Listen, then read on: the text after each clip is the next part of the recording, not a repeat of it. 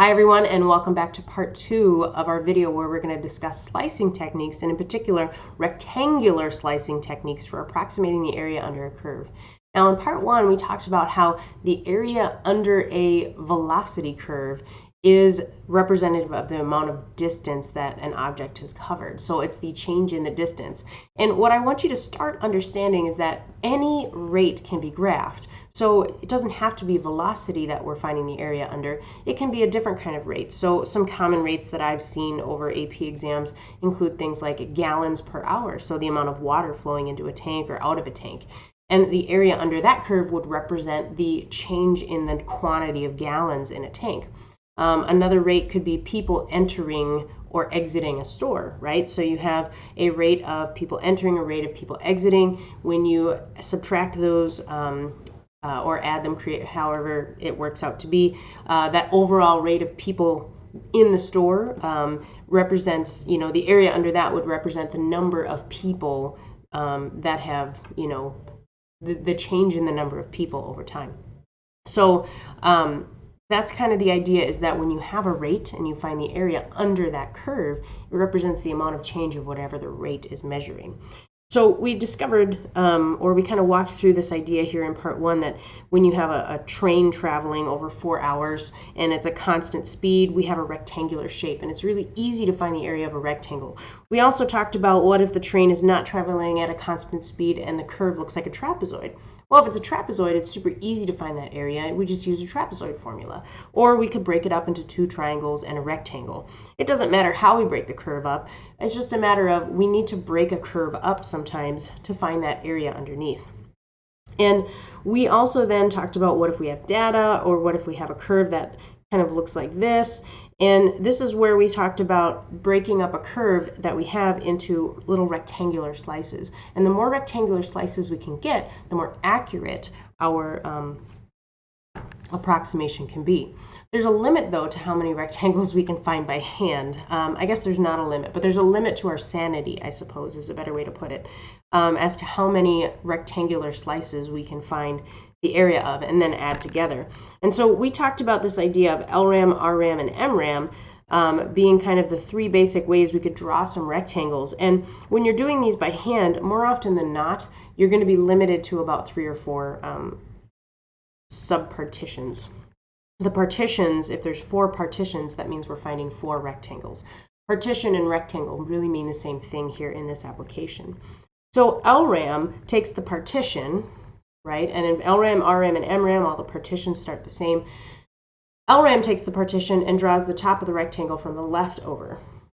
RRAM takes it from the right side over. And then MRAM is the weirdest one of all. Actually, it's not that weird. It tends to be a little bit more accurate than the other 2 because it takes the midpoint of the little interval. So you actually have to do a little bit of work, find the midpoint, and the height at that midpoint is the height of the rectangle. Now, the width of the rectangle, because remember, it's base times height. So the base, or the width of the rectangle, is the width along the x-axis. So this is kind of how we approach things in video number 1. And then we used what we knew to take a curve and divide it in those 3 different ways, and we found 3 very different approximations based on what we did. And we have learned that sometimes our approximation will be too high, sometimes it'll be too low, and sometimes it'll be closer than others. And we're going to talk a little bit more about how we know if something is an overestimate or an underestimate as we move forward. But with LRAM and RRAM, it's all based on whether the function is increasing or decreasing. So here where we used LRAM, when the function's increasing, we can see that our rectangles are underneath. So this is an underestimate. RRAM here is an overestimate. Now, in terms of MRAM, we'll talk a little bit more about that when we discuss our trapezoid rule, but MRAM deals with the concavity. So whether the function is concave up or down will impact whether MRAM is a overestimate or an underestimate. But right now, what I'd like to do is I'd like to specifically address tabular problems. These are problems where data is given in a table form, and this is the most common way that you are asked to use an approximation method on the AP exam. Oftentimes you're asked to use the trapezoidal method, which is something we're going to learn later on in this unit. But sometimes you're asked to use LRAM or RRAM, or sometimes even MRAM. So I'm going to show you what those 3 look like here with a table. And yeah, we're going to see if we can find a shortcut. But in order to find that shortcut, we need to take a look at the graph. So here's what the graph of this data looks like. But remember, our goal is to not use a graph when we are given tabular data. It's kind of a waste of time to sit there and sketch a graph when there's actually a way we can think this through logically. But we're going to use the graph as kind of our learning tool along the way. Now, remember, LRAM versus RRAM. We'll get to MRAM very soon. LRAM versus RRAM. LRAM draws the top from left to right. RRAM draws the top from right to left. So let's take a look at what those rectangles would look like. I'm going to draw the LRAM rectangles here in green. So I would first take my little partitions here, and we're going to understand that we're going to be drawing 4 partitions. So here are my 4 partitions, 1, 2, 3, and 4. So 4 partitions, 5 data points, right? So when I draw my partitions, LRAM, the height of the first rectangle is actually going to be 0, okay? The second rectangle has a height right here. The third rectangle has a height right here. The fourth rectangle has a height right there. So there are my 4 rectangles for LRAM. Now for RRAM, it's going to look a little different, and we're going to draw those in a sec. But let's go ahead and tabulate our LRAM rectangles. So the width here is going to be 1. Every single time the width is 1. And I can actually get that from the table. So here's where I don't need to use the graph. The width is the change in time. So delta t, that triangle t, is often what we use to notate the change in time. So what is the x changing by? So here from 0 to 1, it's a change of 1. From 1 to 2, it's a change of 1. So each of these are going up by 1. It's not always going to be the same number, so be forewarned. You always need to think about and investigate that. Now, for LRAM, let's take a look at what's happening. For LRAM, my first rectangle is going to be a width of 1 times a height of 0. So here's my width. I used this first little width, and I multiplied it with 0. The second one, the second rectangle, rectangle number 2, has a width of 1. Okay, so that's coming from right here. And then the height is the left-hand endpoint. So it's the f of 1, it's the 55.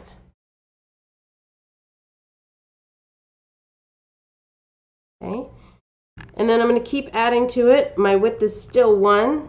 The height of the next one is rectangle 3 is that 65. It's f of 2.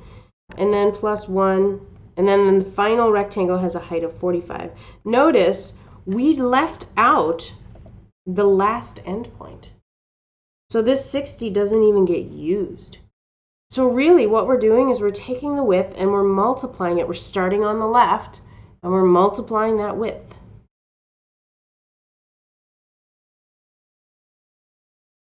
And then we're leaving off the right endpoint. LRAM leaves off the far right.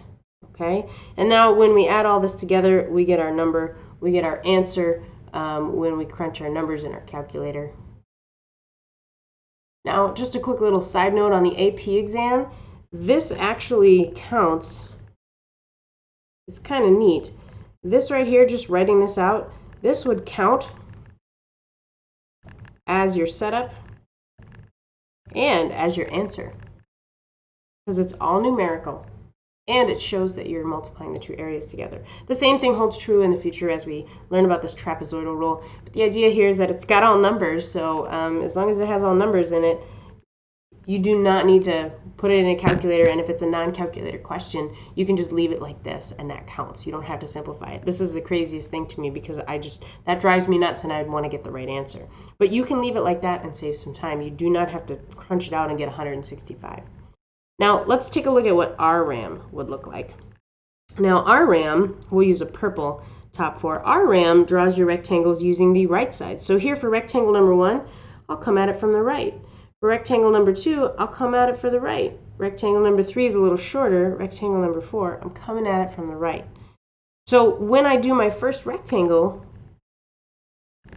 the width is 1 for all of these, but then the height is the right side. So the height here starts with 55. The next one has a width of 1, but then the height of rectangle 2 is the value when t is 2. So 65 from the table. And I'm going to keep on going like that. 45 is triangle, or is rectangle 3. And then 60 is rectangle 4. And when I crunch that out, I can get my answer. But let's look at the table. Let's see what just happened here. And, you know, just to kind of make things a little easier, we'll get a fresh table and we'll kind of compare and see what just happened. Because it looks like here with RRAM, the leftmost y value didn't get used as a height. Remember, we have 5 data points, but only 4 rectangles. So one of them has to get left out. These represent the sides. So here, it looks like we still took the change in time, which was 1. But this time, we multiplied it by 55. We started with 55.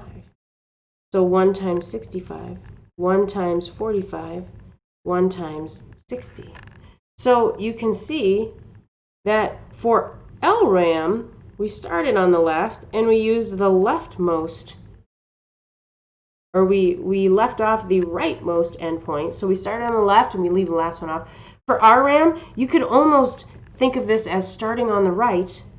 So what if we wrote it like this and we said, oh, it's just, if we start on the right for RRAM, 60 times 1, okay?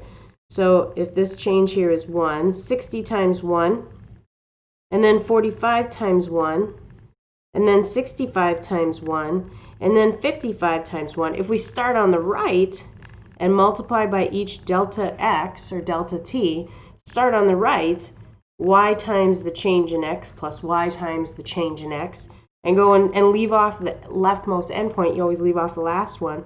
RRAM starts on the right of the table. LRAM will start on the left of the table and leave the last one off. And if you can kind of remember that, start on the left for LRAM, start on the right for RRAM, when you're doing a tabular data problem, this will be helpful to you, and this will help you remember. And then we just write down the setup, and if you want to crunch it in your calculator and get the actual number, you can certainly do that. I think this is like 205 is what it ends up being here when you add all these together. Maybe it's like 200, and it's not 205. It's a lot more than 205. Let's see, 165 plus 60 is 225. I was way off the first time. So this is how I would approach tabular data. Now, one last little thing about MRAM. When you're given a tabular data like this, and you are asked to calculate using MRAM, here's the thing about MRAM. Unless they tell you the midpoints, you can't do an MRAM problem. So to do MRAM, they would have to say use, in this case, 2 subintervals. And your subintervals would be between 0 and 65, with your midpoint being 1. And then you would have to do between 65 and 60, with your midpoint being 3. So you would have to not use every value to calculate MRAM, because your MRAM, the midpoints need to be in your table also. I've very rarely ever seen a midpoint, an MRAM problem on an AP exam. They do happen, but it's very rare. So we'll try to pull these up and do them as practice problems in our homework, but this is how you would have to approach MRAM, is that you would literally have to take these and split them up and say, well, this is going to be one data set, and you'd have to almost then say this would be your second. So 3 and 1 would be your midpoints for MRAM, and that means that 55 and 45 would be the heights of the 2 rectangles. And you would have a delta x here, not of 1, but of 2. So your change in time is 2. So your area here would look like this, 2, because that's the width of the interval. And then your height of your rectangle would be the midpoint y value. So this becomes your height. Oops. This is your delta t. And then for the other rectangle, your delta t is also 2. And then the height would be 45. So your estimate would look like this, plus 2 times 45. And then that would be what you'd add together. So what, this is 90, this is 110, So you'd be sitting at 200 for your estimate, 200 miles, which isn't, you know, that's right in there with the other estimates. So MRAM very rarely shows up in tabular data. Usually it's LRAM or RRAM, and actually quite often it's this trapezoidal method that we're going to talk about in future videos. But nonetheless, I hope this was a good, helpful learning experience for you, and that your understanding of MRAM, RRAM, LRAM as it applies to tabular information, I hope that you feel confident in that information now. This is interesting stuff, and it's not always easy the first time through, and very, very rarely things are going to be easy the first time you do them. So my advice, as always, is to stick with it. You are capable, you can do this, and you've got this.